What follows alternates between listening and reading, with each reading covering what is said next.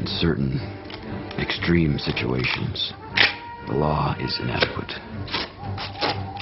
In order to shame its inadequacy, it is necessary to act outside the law, to pursue natural justice. This is not vengeance. Revenge is not a valid motive, it's an emotional response. No, not vengeance. Punishment. Tonight, crime gets a spanking.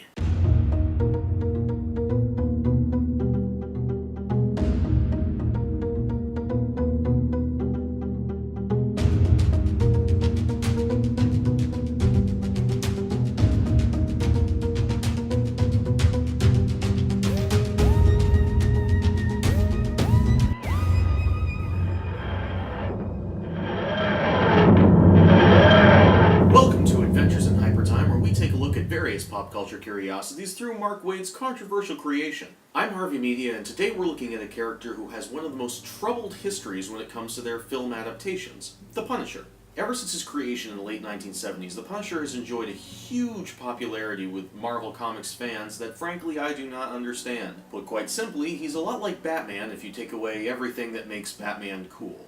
Okay, just because I'm not a fan doesn't mean that there's nothing to this character or that people who like this character are stupid. I'll try and avoid the snark as much as possible this episode. For those who don't know, the story of the Punisher is a rather simple one. Frank Castle is an ex-Navy SEAL whose family is killed by the mob. Frank is not very pleased with this, as you might imagine, so he gets a whole bunch of guns and starts killing crooks. Oh, and he wears a skull on his chest. I know. I said I would avoid the snark. I can't help it sometimes. Anyway, because of Castle's popularity, there have been several attempts to turn his story into a major motion picture. Specifically, 3.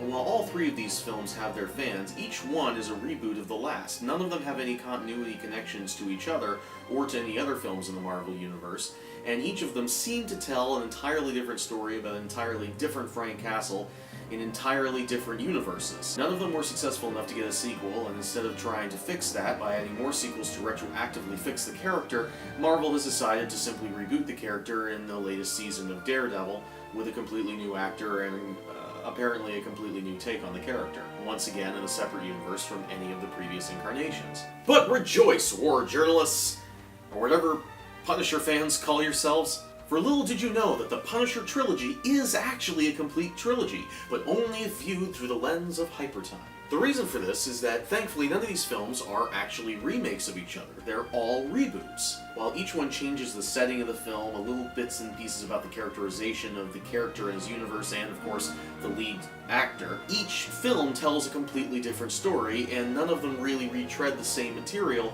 as the previous movies. With some exceptions, but we'll get to that soon. And anyway, explaining away such minor shifts in continuity guffaws is what Hypertime is all about. So here it is, the Punisher trilogy for the first time presented in chronological order.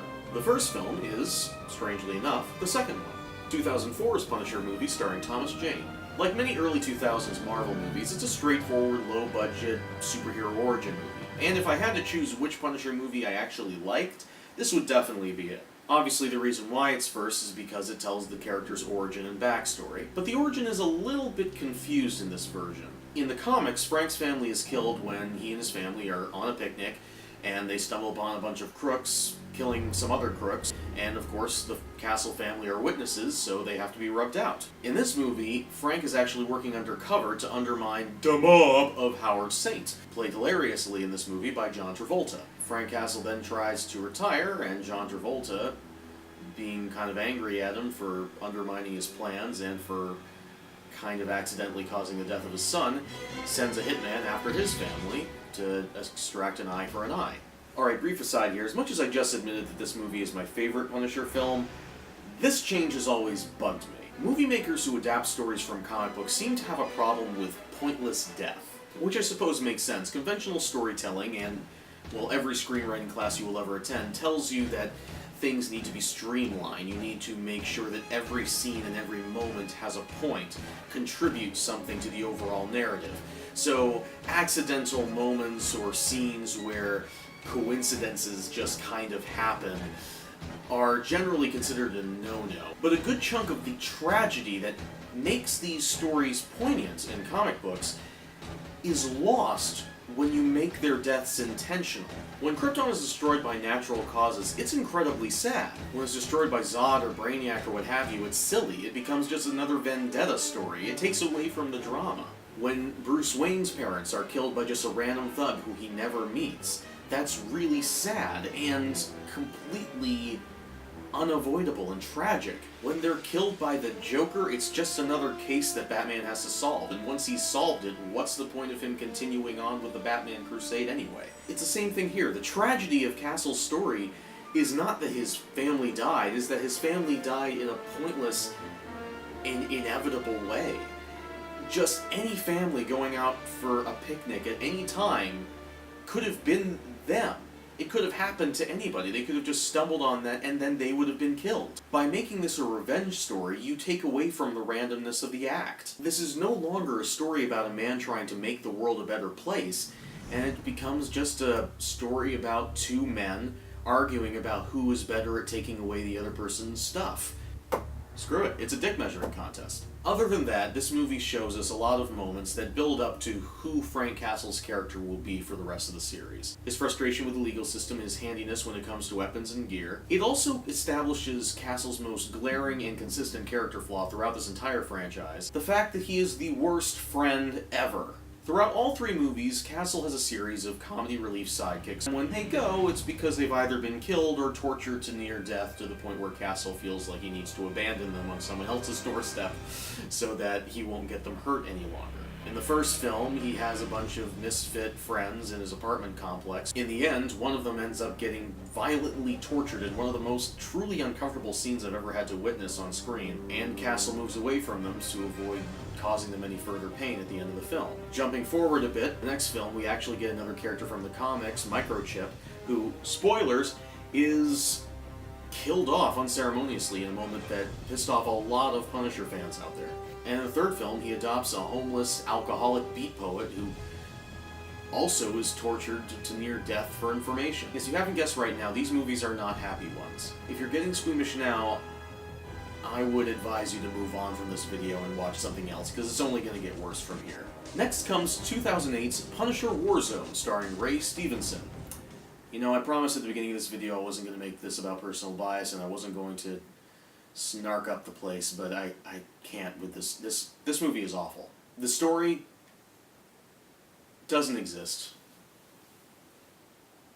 There are Jamaican parkour ninjas in it. I got so bored and uncomfortable watching this movie I had to go teach myself how to iron my shirts so that I could have enough of an intellectual challenge to keep myself from falling asleep.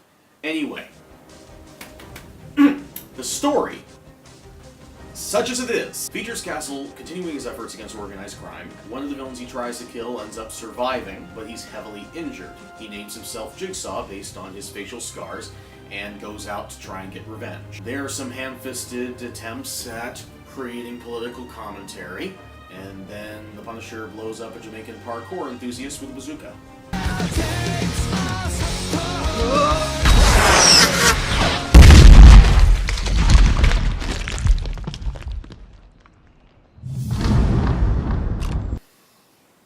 The really important thing of note here is the level to which the police are aware of Frank Castle's activities. At this point, the Punisher, having only just arrived on the scene, is a borderline myth. There are only two cops in the film who even believe that he exists, and by the end of the film, they're both working with Castle. Again, like I said, not much to this movie, except that it shows the Punisher beginning to make a name for himself as a vigilante, and the mob having to escalate their efforts to keep up with him. Now, to wash all that crap out of your mouth, please enjoy Dirty Laundry, the Punisher fan film available on YouTube. Well, to my mind, it takes place here in continuity because it shows him giving away his Punisher shirt at the end of the movie, and Dolph Lundgren, quite famously, does not wear the Punisher skull in his version. Also, it's just an incredibly well done movie to the point where, even though it's not an official Marvel property, I consider it canon.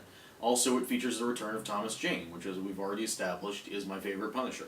Finally, in the third part, we have the first part, in 1987's part, The Punisher, starring Dolph Lundgren. See how we went there? 2, 3, 1. 23 is number 1. 90s kids will get it. Anyway, this last one has a really bad reputation, even worse than Punisher Warzone. But honestly, I thought it was pretty okay. Honestly, the script is pretty well written. The only real problem is that, well, Dolph Lundgren is the Punisher. I just don't know who thought that was a good idea. I mean, next thing you know, they're going to be putting him in Kindergarten Cop. Dolph Lundgren is Kindergarten Cop 2. This machine owes me to expire. In this film, we see the Punisher as most desperate and insane. He's a man at the end of his rope after having been at this for quite a while and racking up a kill count that would make Jason Voorhees jealous. Since he's been at the mob for so long, they're so weak at this point they can't even protect their own family. Right on cue, in comes the Yakuza, kidnaps all of the mob's children, and runs off with them, threatening to kill them if the mob gets in their way. So the Punisher finds himself in the odd position of having to team up with the very men he's sworn to kill. Of course, as soon as the partnership is over, the mob bosses try and kill him. But the Punisher is just as dirty as they are, and he turns around and tries to kill them immediately. The Punisher, as always, is faster on the draw. But remember those children we were just talking about? Yeah, he shoots a mob boss in the head right in front of his own kid. It's right here that possibly the most screwed up moment in the entire trilogy happens. I'm gonna kill you.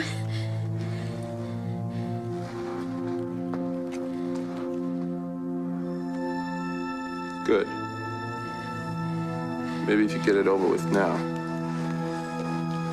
you won't grow up to be like him.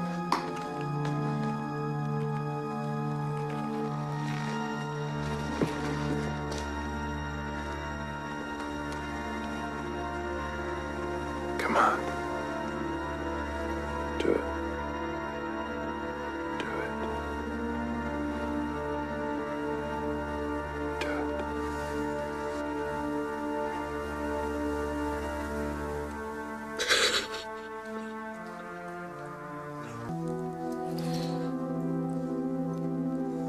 it. You're a good boy, Tommy. Grow up to be a good man.